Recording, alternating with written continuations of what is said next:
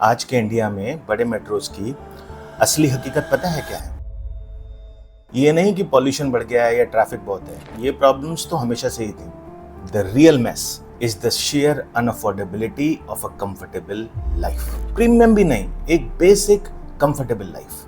आपके पास चाहे जितना भी पैसा हो, मेट्रोज की कॉस्ट ऑफ लाइफ हमेशा आपसे 2 कदम आगे ही रहती है। अच्छी खासी सैलरी होने के बाद भी ना ढंग का घर अफोर्डेबल है, ना बड़े स्कूल्स की फीस समझ में आती है। 1-1 लाख रुपए महीने की इंटरनेशनल स्कूल्स की फीस है। And by the way teachers की सैलरी वही 70-75 हजार।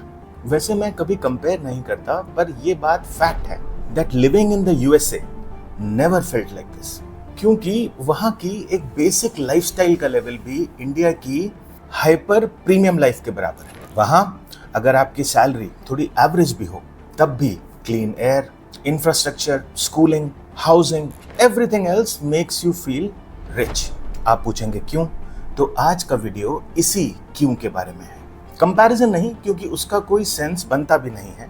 इंडिया की अपनी रियलिटी, कैसे metros are becoming unaffordable even for the high salary Indians. और दूसरा, अगर 2026 में यह हाल है तो 2036 आते आते क्या देखने को मिल सकता है, क्योंकि तब तक इंडियन मेट्रोज की तस्वीर शायद वो ना हो जो आपने और मैंने कभी सोची थी। आइए देखते हैं।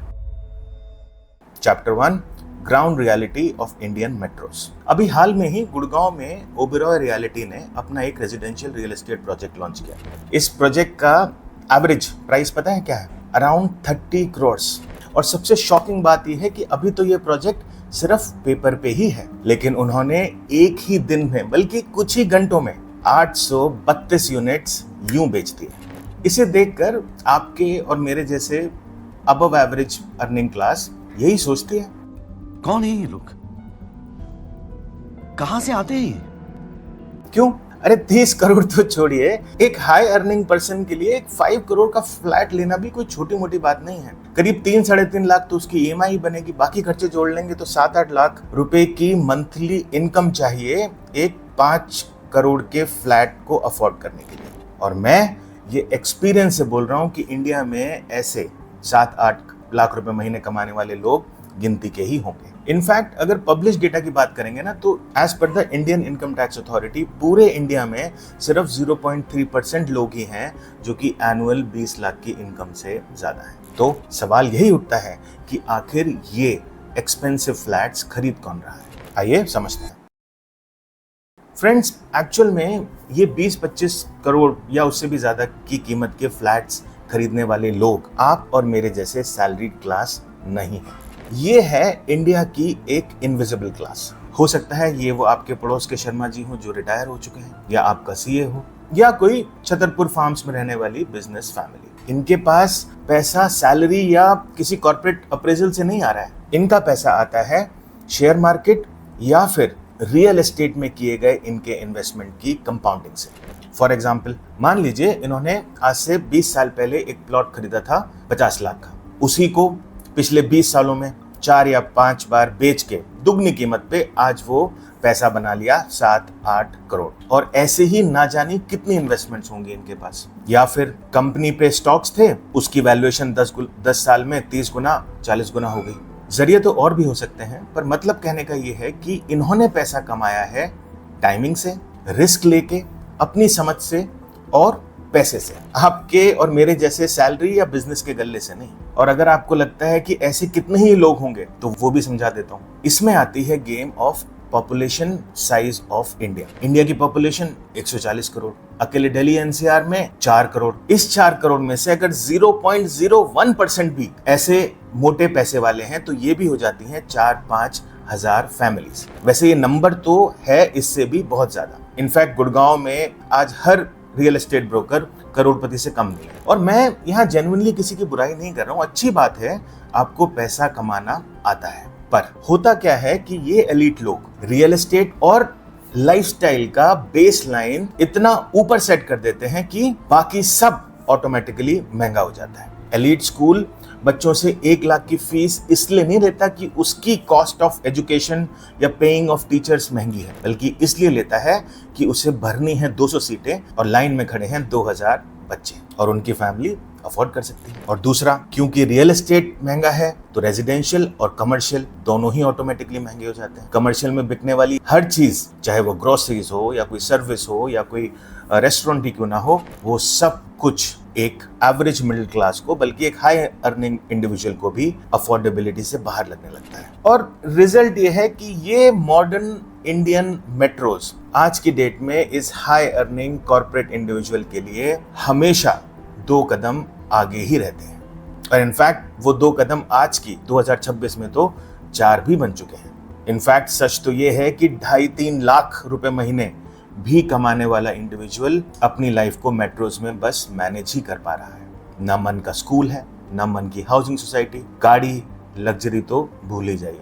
ये है इंडियन मेट्रोज की ग्राउंड रियलिटी, जहां रिलेटिव कॉस्ट ऑफ लिविंग की वजह से these cities are actually increasingly becoming unaffordable even to the high earning population of India.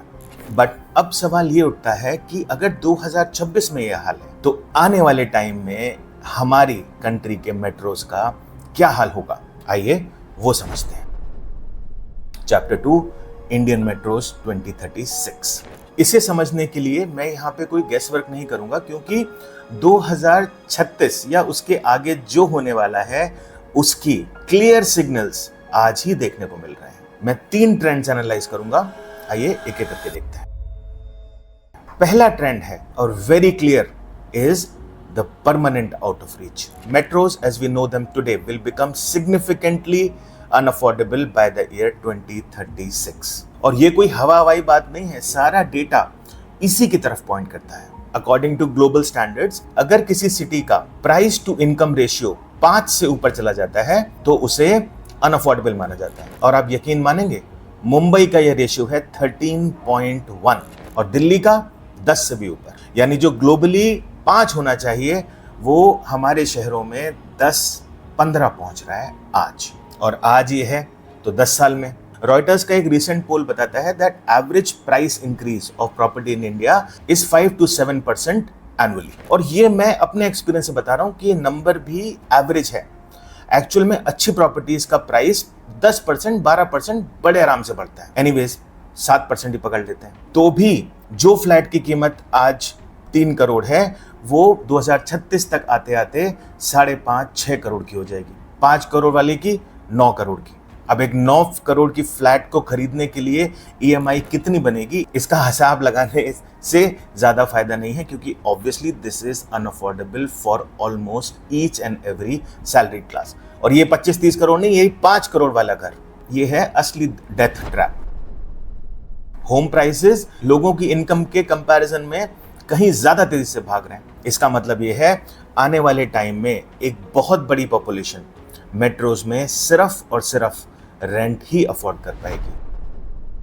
Trend number 2, the rise of metro extensions. आज ऐसे शहर या मिनी मेट्रोज या मेट्रोज के एक्सटेंशंस कह लीजिए बन रहे हैं जो कि मेन सिटी से ट्रैफिक ना हो तो कम से कम 1 घंटा दूर है, और पीक आवर्स में 2 से 2.5 घंटा पकड़ लीजिए, वन वे। डेटा दिखाता है कि दिल्ली NCR का footprint, the area of the NCR, पिछले 30 साल में 71% बढ़ चुका है। वहीं पुणे 350% बढ़ चुका है। तो होगा क्या, 2036 आते आते तक मुंबई सिर्फ मुंबई नहीं रहेगा, वो मुंबई, नवी मुंबई, ठाणे, पुणे का एक सिंगल कंटिन्यूअस कॉरिडोर बन चुका होगा, जहां पे टोटल पॉपुलेशन होगी ऑलमोस्ट 4-5 करोड़ लोग। वहीं दिल्ली NCR ये अपने अंदर मेरठ, पानीपत जैसे शहर अब्सॉर्ब कर चुका होगा। और बाय द वे आप देख ही रहे होंगे कि गवर्नमेंट कंटिन्यूअसली इन्वेस्ट कर रही है इन सिटीज को मेन सिटीज से जोड़ने के लिए, जस्ट टू फैसिलिटेट कि मेट्रोज पे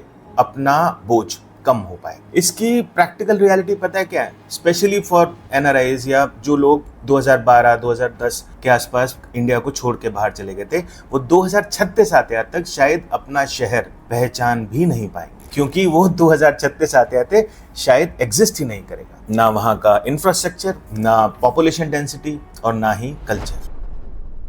और इसी से आता है trend number 3, the middle class exodus to tier 2। आज इंडिया की बहुत बड़ी पॉपुलेशन मेट्रोज के इन्हीं मैच बॉक्स घर और आसमान छूती कीमतों से तंग आके आसपास की टीयर 2 सिटीज जैसे कि चंडीगढ़, जयपुर, इंदौर की तरफ शिफ्ट हो रहे हैं। एंड बाय द वे, वहां का प्रॉपर्टी अप्रिसिएशन मेट्रो से भी ज्यादा है। क्यों? क्योंकि वहां की बेस लाइन कम है और जो पॉपुलेशन आ रही है उसकी अफोर्डेबिलिटी ज्यादा है। लेकिन यहाँ एक कड़वी सच्चाई भी है, ये टीयर 2 सिटीज नए मेट्रोस तो बन जाएंगे या बन गए हैं, पर ज्यादातर जगह इंफ्रास्ट्रक्चर उस स्पीड से कैचअप नहीं कर पा रहा। फॉर एग्जाम्पल, मैं अभी रिसेंटली ही कई बार देहरादून गया। गवर्नमेंट ने हाईवे तो बना दिया, लेकिन सिटी का इंफ्रास्ट्रक्चर बढ़ते ट्रैफिक के वजह से चोक हो गया। आज वहीं पे आवाज उठ रही है कि देहरादून को सेकेंडरी हाईवेज या एक्सटीरियर रोड से कनेक्ट किया जाए ताकि ट्रैफिक सिटी में ना आए।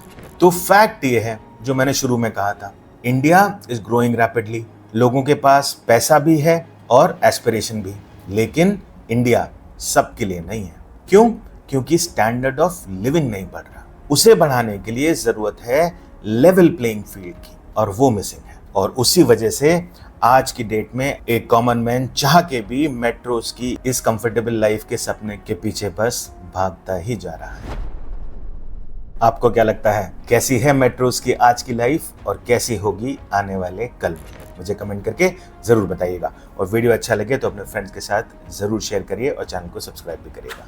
देखने के लिए बहुत बहुत धन्यवाद। नमस्ते।